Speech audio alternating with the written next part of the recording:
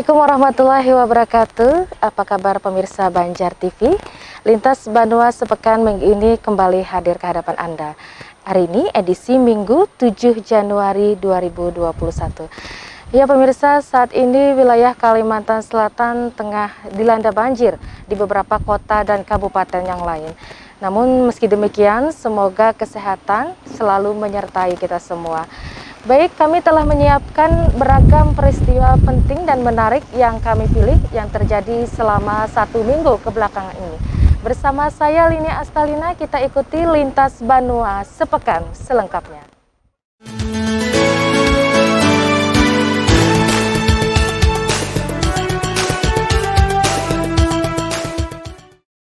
Mengawali Lintas Banua sepekan kali ini, kami hadirkan informasi Gubernur Kalimantan Selatan, Haji Sahbirinor menjadi orang pertama di Banua ini yang disuntik vaksin Sinovac bersama 10 orang lainnya di jajaran Forkopimda. Paman Birin berharap masyarakat dapat mensukseskan program vaksin ini untuk meningkatkan kekebalan tubuh. Dan sementara itu, Wali Kota Banjarmasin Ibnu Sina bersama Forkopimda akhirnya menjadi orang pertama disuntik vaksin Sinovac sebelum nantinya dilanjutkan kepada para tenaga kesehatan yang menjadi skala prioritas. Kita simak informasi selengkapnya. Sebelum disuntikan vaksin, Gubernur Kalsel Sahbirindor telah melalui beberapa tahapan. Pertama yaitu verifikasi data. Kedua, dilakukan screening berupa pemeriksaan riwayat penyakit, tekanan darah, dan pemeriksaan fisik singkat untuk memastikan kondisi calon penerima vaksin sesuai dengan kriteria. Ketiga, yaitu pelaksanaan injeksi vaksin menggunakan jarum suntik dengan metode intramuskuler. Tampak saat lengan kirinya disuntikan vaksin Sinovac, Paman Birin terlihat santai dan tertawa lepas, karena vaksin ini telah dinyatakan aman dan halal.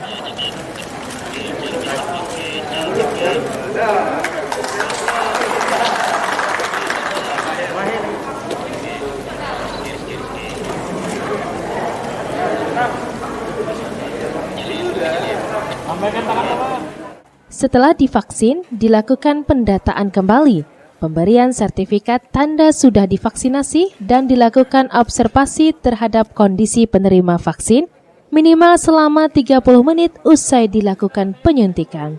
Paman Birin menyatakan dengan adanya vaksin berarti masyarakat mempunyai ketahanan atau imunitas kolektif sehingga dapat melindungi satu sama lain. Kita ingin sehat, kita ingin lepas dari musibah atau bencana COVID-19, mari kita sama-sama untuk meningkatkan ketahanan atau imun kolektif ya, sebagai anak bangsa, sebagai anak Banua, Kalimantan Selatan, dengan cara divaksin. Dan ini adalah cara yang insya Allah akan membawa kita lebih nyaman dan insya Allah akan lebih menghambat terhadap laju perkembangan COVID-19 di wilayah. Ya, harapan kita ini adalah sebuah pembelajaran yang baik bahwa pimpinan kita tidak hanya menganjurkan tetapi membuktikan dirinya bahwa siap untuk divaksin. Karena ini merupakan upaya kita ya, yang bertujuan yang pertama adalah meningkatkan kekebalan kelompok, herd immunity di masyarakat, kemudian menurunkan angka kesakitan, kematian ya. Begitu juga yang berikutnya itu mampu nanti sistem pelayanan kesehatan kita tidak terganggu ya, karena orang-orang yang terkena kan semakin menurun ya. Nah, nantinya akan bergeraklah ekonomi, produktivitas masyarakat dan lainnya. Turut hadir pada pelaksanaan vaksinasi perdana di Gedung Mahligai Pancasila Banjarmasin Kamis 14 Januari 2021, yaitu Kapolda Kalsel Irjen Pol Rikwanto, Danrem 101 Antasari Brigjen TNI Firmansyah, Kabinda Kalsel Brigjen Pol Winarto, dan Ketua DPRD Kalsel Supian Haka, Ketua ID Kalsel, Kepala BIPOM, tokoh agama dan perwakilan pemuda dengan total 11 orang yang dilakukan vaksinasi tahap pertama ini. Eko Anggoro, Banjar TV.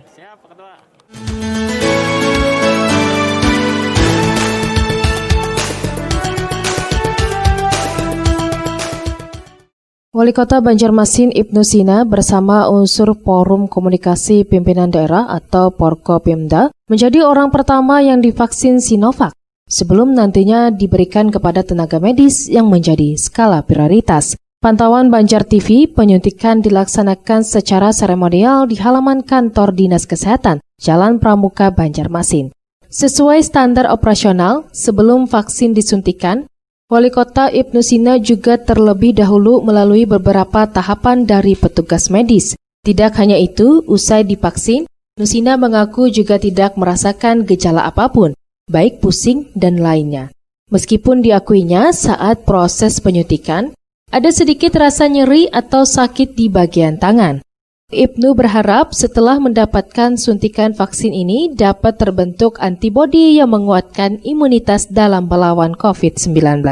Dalam hal ini juga dapat menjadi contoh masyarakat Kota Banjarmasin agar mau menerima vaksin, karena vaksin ini keamanannya dan kehalalannya sudah dijamin.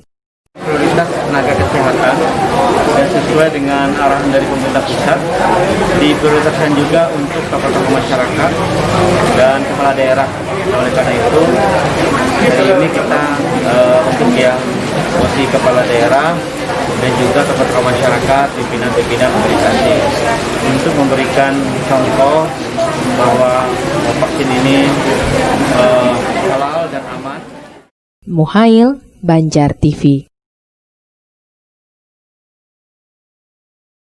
Pemirsa, kita ke informasi lain. Ketua Ikatan Dokter Indonesia IDI Kalsel, Dr. Rudiansyah yang telah divaksin menyatakan 80% tenaga kesehatan di Kalsel akan divaksin sesuai tahapan yang ada. Sementara itu, Dinas Kesehatan Kalimantan Selatan bersiap memulai vaksinasi tahap pertama yang difokuskan ke 3 daerah penyangga terlebih dahulu. Anggota IDI Kalsel yang mencapai 2.100 orang di Banua ini, sekitar 80% dokter dan tenaga kesehatan dipastikan akan divaksin sesuai tahapan yang telah ditentukan pemerintah.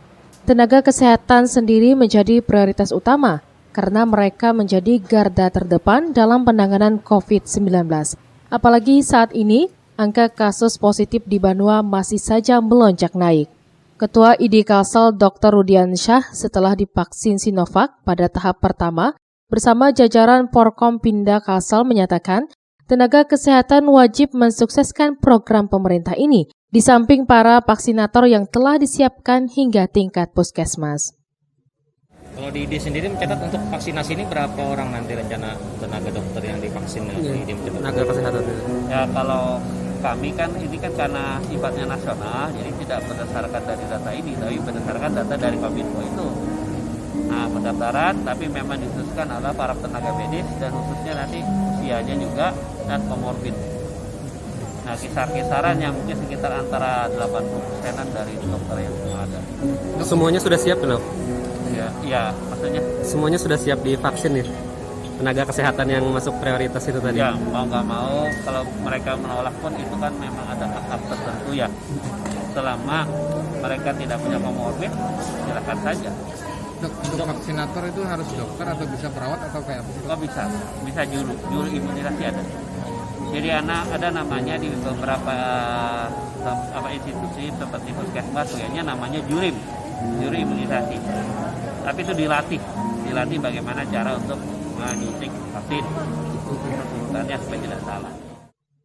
Dr. Rudi mengingatkan masyarakat agar tetap menerapkan protokol kesehatan meskipun vaksinasi sudah berjalan, karena vaksin ini hanya membantu mencegah agar yang tertular tidak menjadi berat dan kalau memang antibodinya kuat akan tertolak. Dengan artian orang tersebut masih mungkin tertular, hanya diharapkan dengan adanya kekebalan, maka keluhannya menjadi tidak seberat yang tanpa kekebalan. Eko Anggoro, Banjar TV.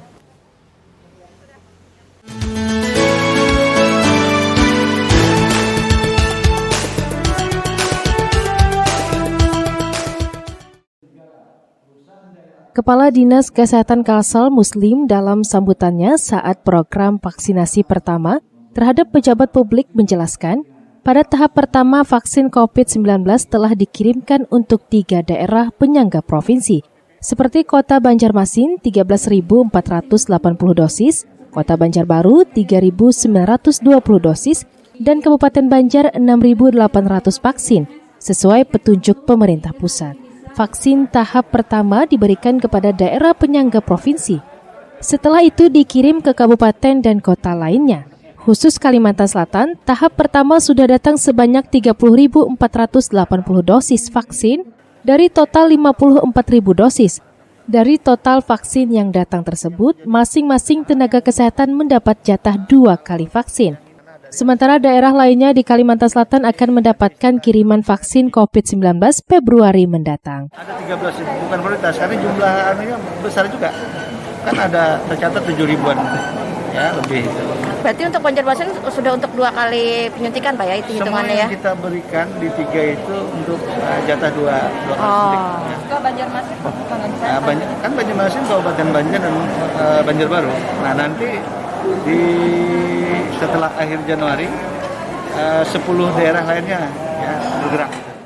Kendati demikian, lanjut Muslim, nantinya secara bertahap vaksin akan terus datang untuk diberikan kepada masyarakat yang layak mendapatkannya. Semua warga negara yang telah mendapatkan vaksin COVID-19 pasti terdata dan terekam dalam sistem. Eko Anggoro, Banjar TV. Pemirsa, kita ke informasi seputar banjir di Kalimantan Selatan. Badan Penanggulangan Bencana Daerah BPBD Provinsi Kalimantan Selatan menetapkan status tanggap darurat pasca musibah banjir yang mengepung beberapa daerah di Kalimantan Selatan. Di samping itu terhitung sejak 11 Januari hingga 31 Januari 2021, Kabupaten Banjar menetapkan status darurat bencana banjir.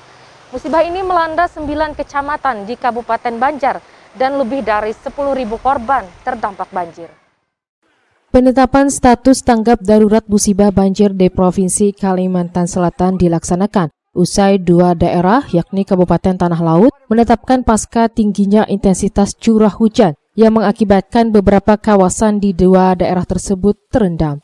Apalagi berdasarkan data yang dirilis Badan Penanggulangan Bencana Daerah BPBD dan Dinas Sosial Provinsi Kalimantan Selatan, sudah 7 daerah dari 13 daerah di Kalimantan Selatan yang melaporkan musibah banjir, di antaranya Kabupaten Tapin dan yang terparah di Kabupaten Tanah Laut, Kabupaten Banjar, dan Kabupaten Hulu Sungai Tengah, di mana sebanyak 19.502 kepala keluarga dengan 71.339 jiwa yang terdampak dan beberapa jembatan di kawasan Jalan Trans Kalimantan mengalami putus, sehingga membuat arus lalu lintas menjadi tersendat.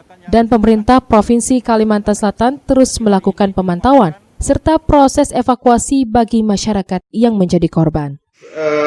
Sesuai dengan telekomunikasi Baipun tadi, yang sudah menetapkan tanggap darurat itu ada Kabupaten Tanah Laut sama Kabupaten Banjar. Masih 2 ya? Masih 2, lalu Baritu Kuala itu masih proses penomeran. Jadi yang sudah tanggap darurat yang sudah 2, Kabupaten Banjar sama Kabupaten Tanah Laut. Nah, dasar kita menetapkan tanggap darurat adalah apabila kabupaten kota sudah ada 2, minimalnya kabupaten kota menetapkan tanggap darurat. Nah, jadi kita sudah otomatis ini ya? Sudah otomatis. Sudah bisa naik ya? Iya, makanya pagi tadi saya langsung buat permohonan itu. Kalau sebenarnya kalau beritanya mungkin karena panjang ya, mata ini panjang, sudah 10 hari yang lalu. Lainnya kan ini baru-baru, apalagi Banjarmasin baru hari ini toh. Mungkin Banjarbaru juga belum lama juga. Jadi kalau kita bicara paling parah, mungkin kalau parah saat sekarang mungkin Barabe karena lumpuh saat sekarang. Tapi kalau panjang beritanya kan mungkin Kabupaten Banjar. Nah, pelihari Tanah Laut itu juga lumayan. Karena di sana Kabupaten Banjar sudah menetapkan. Sudah. Makanya 2 tempat itu yang sudah menetapkan tanggap darurat karena sudah lumayan lama dia mengalami Kabupaten Banjar sama Kabupaten Tanah Laut. Berapa sampai berapa kedalaman? Kalau berapa ini tadi yang baru di-upload tadi sepinggang ya. Oke, karena kan kantor bupatinya itu sudah separuh itu. Sidi melaporkan untuk Banjar TV.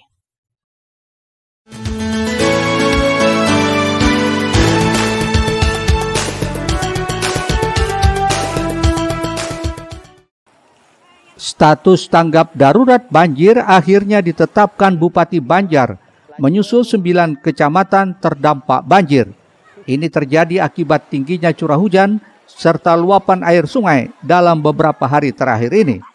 Menurut Sekda Banjar M. Hilman, status kedaruratan tersebut berlaku dari tanggal 11 hingga 31 Januari 2021. Penetapan itu sesuai informasi curah hujan yang diterima dari BMKG yang akan terus dievaluasi sesuai perkembangannya. Pemerintah Kabupaten Banjar telah melakukan upaya penanganan banjir khususnya terhadap warga korban banjir dengan menyalurkan bantuan logistik maupun menyediakan tempat pengungsian dengan memperhatikan protokol kesehatan COVID-19. Darurat kan bisa mengambil keputusan-keputusan seiring dengan perkembangan yang terkini.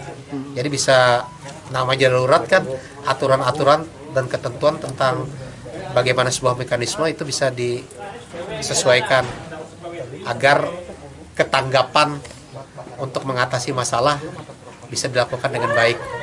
Kita perlihatkan dari dari kondisi curah hujan berdasarkan data BMKG itu sampai curah tertinggi itu dari minggu kedua Desember sampai dengan awal Januari. Nah itu data yang kita dapatkan dari prediksi yang ada. Nah itu sebagai dasar kita untuk menentukan. Kita harus memperhitungkan sekarang kan kondisi COVID. Jadi persyaratan terkait dengan pemenuhan protokol kesehatan untuk di situ juga harus kita perhatikan. Kalau yang kemarin kan kita bisa menampung sampai dengan 750 orang. Nah dengan kondisi saat ini itu paling kadang separuh. Adapun 9 kecamatan yang dilanda banjir kali ini yakni Sungai Pinang, Pengaron, Simpang 4, Astambul, Martapura Timur, Martapura Barat, Sungai Tabuk, Mataraman, dan Martapura Kota. Ahmad Ramadhani, Banjar TV.